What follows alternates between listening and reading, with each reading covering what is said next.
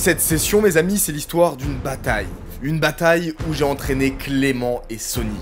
Après qu'ils aient battu avec brio la 1-3, il était temps de les amener sur la 2-5. Objectif, maintenir des très hauts win rates et anéantir les adversaires. Initialement, je leur avais dit que les tables allaient être tout aussi faciles. La réalité, c'est que ce n'était absolument pas le cas. Les joueurs récréatifs étaient absolument dégènes et mettaient tout le monde dans des spots compliqués. Et pas mal de règles étaient présents à la table. Mais il n'était pas moment de flancher. On arrive donc sur cette table avec un seul objectif, terroriser les adversaires et faire prendre confiance à l'équipe. On est sur de la 2-5 et je pose 1500 $ sur la table.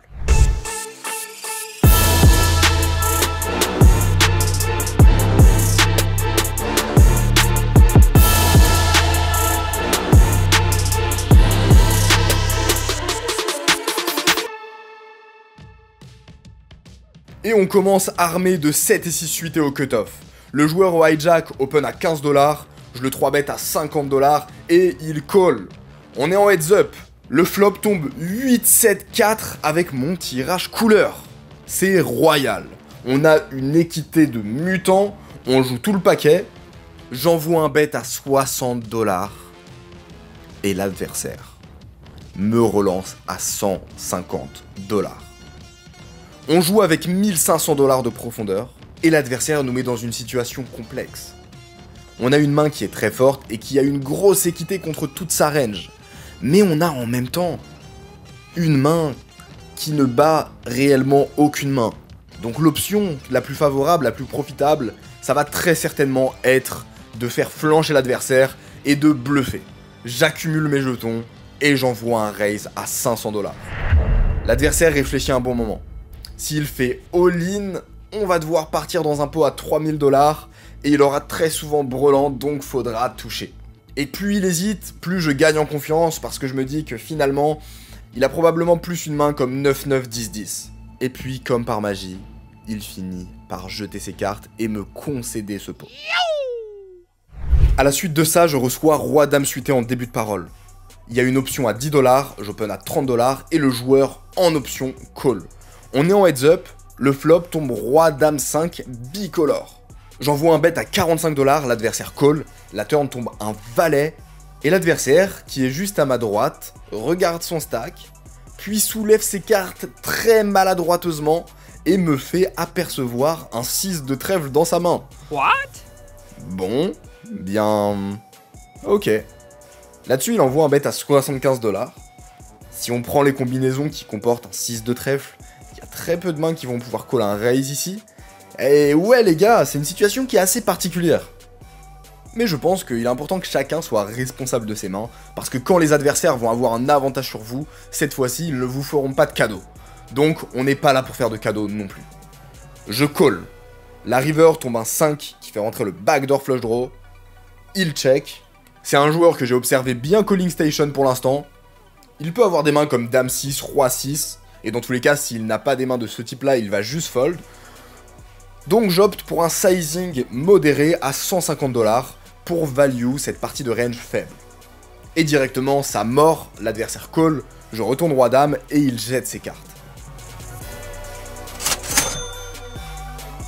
Ce début de session commence vraiment bien, mais on va très vite être mis en difficulté par un adversaire intrépide. Hello, petite annonce pour te dire que ce dimanche 14 avril à 20 h, avec Hugo, on présente un atelier. C'est un coaching interactif où je vais t'apprendre 3 hotspots de bluff que tu vas pouvoir utiliser en boucle pour absolument détruire tes adversaires. C'est complètement gratuit et moi, ma mission, ça va être que à la fin de cet atelier, tu sois capable d'aller appliquer ça sur les tables et que tu ressentes un bénéfice significatif sur ton win rate. On se retrouve là-bas, t'as un lien pour t'enregistrer, let's go. Je reçois As-Roi dépareillé en small blind. Lui au cutoff, limp. Je le relance à 20 $ et il call. On est en heads up. Et on arrive sur un flop 8-7-3 bicolore. Je check, il bet 15, je call, la turn tombe un 4. Je check, il check également, et la river est magique. Un 6 qui fait rentrer la couleur du flop. Tous mes tirages sont rentrés. C'est une carte qui renforce énormément ma range. Et le poker, c'est un jeu assez simple. Quand une carte renforce notre range, on en profite et on appuie dessus pour bluffer. J'envoie un parpaing à 140 $, et en l'espace d'une demi-seconde, il call. Je retourne mon bluff, et il retourne roi 7 dépareillé. On a fait face à un adversaire assez observateur. Il a vite compris que je mettais la pression dans ce genre de spot, et il s'en est servi pour me bluff catch. Bien joué à lui, sauf que je compte en prendre note et le contre-exploiter par la suite. A la suite de ça, j'ai 10 et 9 suités en milieu de position. Le joueur en début de parole call, je le relance à 20 $. Les joueurs au hijack et début de parole call, on est à 3 joueurs. Le flop s'ouvre valet 8-5 rainbow. On a un tirage quinte par les deux bouts, de quoi faire des dégâts. Le joueur en début de parole, quant à lui, reprend l'initiative avec un bet à 55 $. C'est le joueur d'avant qui est juste à ma droite, et comme on a pu le voir, il reprend l'initiative avec des mains parfois assez particulières. Je l'ai souvent vu faire ça puis fold, c'est donc une bonne opportunité pour mettre de la pression. Je relance à 160 $, il call, et la turn est un 7 qui ouvre un tirage couleur et qui nous fait toucher quinte. On a de quoi se régaler là-dessus. Il check, j'envoie un bet à 275 $, et il call. La river est un 4, une bonne brique comme on aime. Il check, il lui reste à peu près 600 $ de stack. Je fais all in, et il va me dire une phrase qui va me briser le cœur. Il me dit qu'il était sur un draw, et jette ses cartes. On aurait aimé prendre ces petits 600 $ en plus, mais quoi qu'il en soit, on a pris le maximum contre sa main.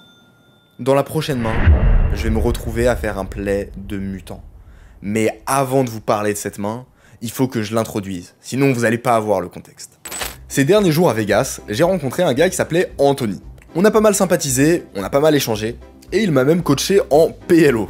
Car initialement, Anthony c'est principalement un joueur de PLO. Et on avait une sorte de deal d'échange de procédés, où quand par exemple il était à l'Aria et qu'il y avait une 10-20 qui s'ouvrait, il m'envoyait un message. Quand j'étais au win et qu'il y avait une 10-20 qui s'ouvrait, je lui envoyais des messages, et comme ça on s'aidait à trouver les meilleurs games à Vegas. Parce que tous les deux on détestait les tables avec 0 fiche, et donc on s'aidait mutuellement à traquer les belles tables. Sauf qu'Anthony, je ne l'avais jamais joué. Et lui, pour le coup, connaissait mes vlogs, et donc savait comment je jouais. Mais moi, je n'avais aucune idée de comment est-ce qu'il réfléchissait. Et ça va nous mettre dans une situation plutôt complexe au moment où on reçoit une paire d'as en small blind. Le joueur en début de parole call. Anthony en milieu de position open à 25 $. Les joueurs cut-off et bouton call. Ici, je serais censé avoir des relances très chères. Pour autant, il y a le joueur en bouton qui est le gros joueur calling station récréatif de cette table. Il a pas beaucoup de stack et j'ai envie de tout lui prendre. Donc il est hors de question de le faire fuir. J'envoie un raise à 115 $. Là-dessus, Anthony au milieu de position call. Et le joueur au bouton, également, comme prévu, call. On est à 3 joueurs. On a une paire d'as. On est bien chargé pour tout leur prendre. Un point important, c'est que même si je ne connais pas Anthony, je sais une chose. Quand je rencontre des abonnés sur les tables, ils ont une conviction par rapport à moi, c'est que je bluffe tous les spots. Et ça, c'est une bonne nouvelle, parce qu'avec notre paire d'as, on va pouvoir lui faire mal. Mais le flop va en décider autrement. Le flop tombe valet, 2, rainbow. Là-dessus, je check, en partant du postulat que Anthony va être assez honnête avec le joueur qui est au bouton, qui est le gros joueur calling station de la table, qui call vraiment n'importe quoi, tous les flops, et qui fait également all-in avec n'importe quoi. Et malheureusement, Anthony sur ce board envoie un bet à 125 $. Le joueur au bouton lui fold. Et je suis dans une situation qui est déjà assez complexe. Je n'imagine pas de bluff dans cette line contre le gros joueur récréatif qui call absolument n'importe quoi. Et de l'autre côté, quand je check, il pourrait se dire, tiens, avec 8-8, 9-9, 10-10, je commence à avoir un value bet bien clean, et donc miser en value contre le joueur récréatif, surtout que moi j'ai checké, donc je représente également peu de force. C'est un petit sizing, on a besoin d'être bon très peu souvent. Pour ces raisons, je décide de call en avisant selon ce qu'il va faire à la turn. Et la turn est un 9. C'est plutôt une mauvaise nouvelle parce que ça fait rentrer 9-9 qu'on battait. Je check, et sur cette carte, il envoie un bet à 320 $. C'est décidément vraiment complexe comme spot. Je n'arrive pas à imaginer un bluff là-dessus.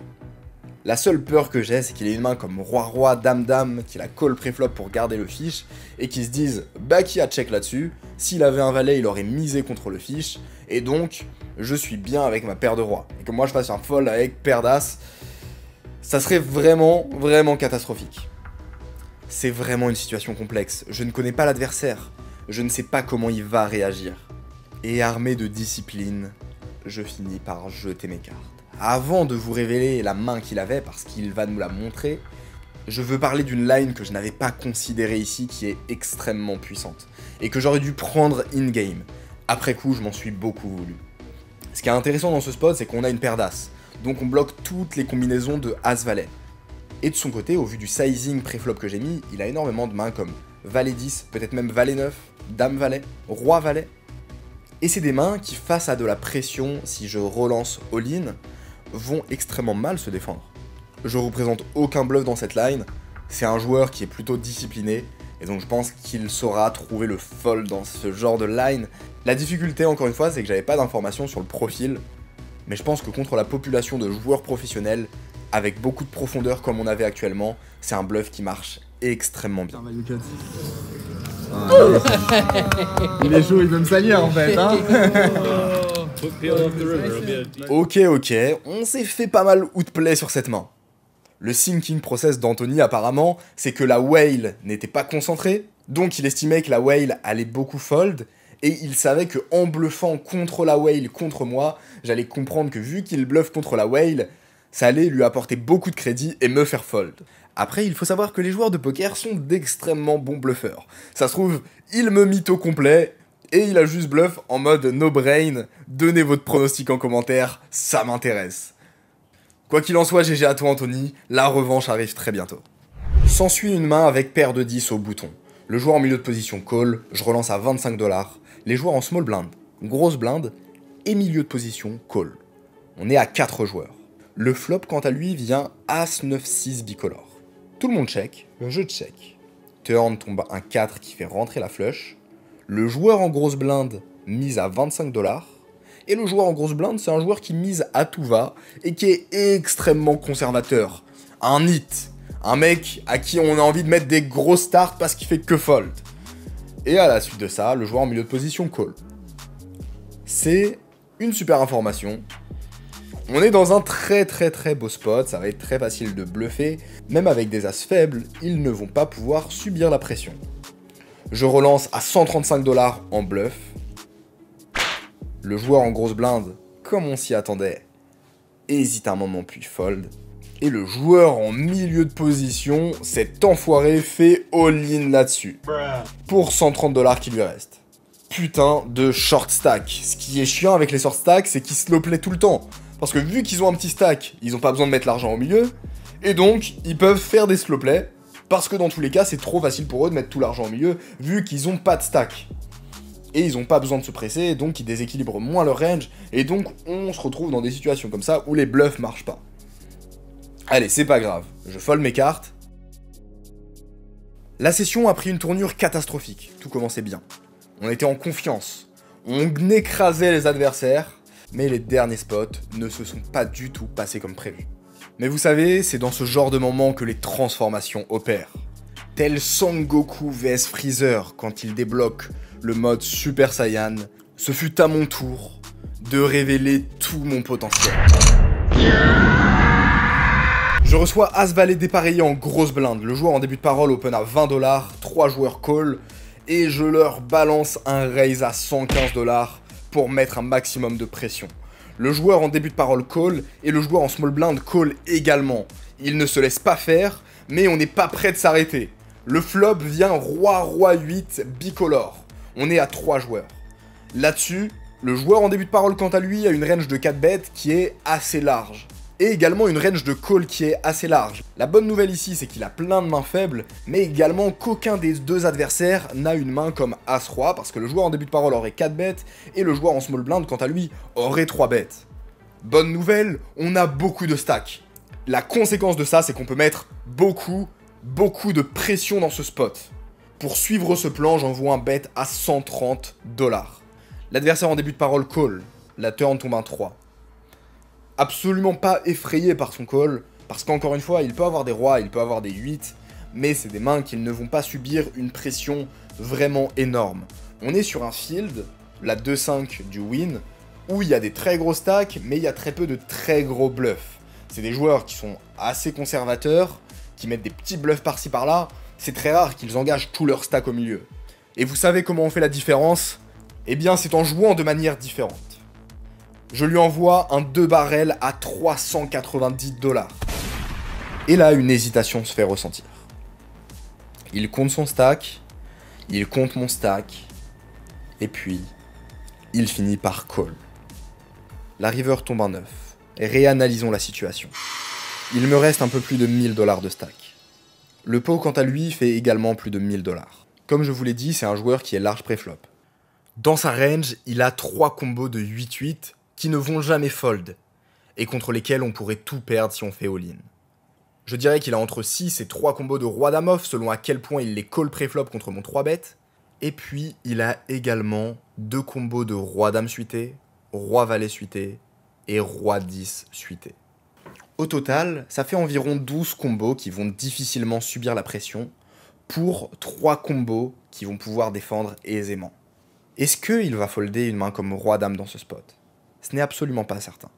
Il y a également environ 12 combos de tirage couleur, qui si je check, vont toujours transformer en bluff, et me mettront dans une situation où je ne pourrai probablement pas vraiment call, mais pour autant qui vont fold si je bet. C'est un pari audacieux. Miser 1000 $ et se dire qu'on va pouvoir faire fold roi dame, roi valet, roi 10 dans ce spot. Si c'est le cas, notre bluff sera incroyablement efficace. Si ce n'est pas le cas, notre bluff deviendra assez mauvais. Et c'est ça la beauté du poker. Prendre des risques. Ne pas être sûr à 100% qu'une action va marcher, mais bel et bien tenter, se faire confiance, essayer, parfois se tromper, parfois réussir.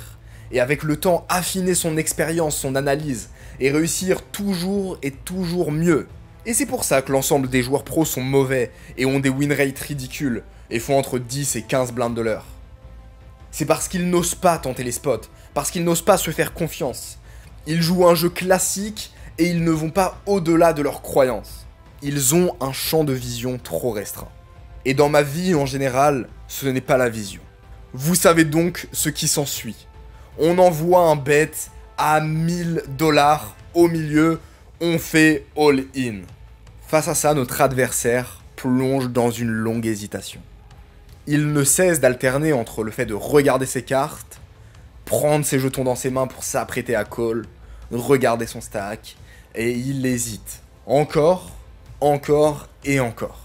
Il est complètement bloqué dans sa tête. Il ne regarde même pas mon langage non verbal. On dirait plutôt qu'il est en train de lutter contre lui-même comme s'il était face au chant des sirènes. Et ce qui est intéressant, c'est que plus il réfléchit, plus je suis confiant.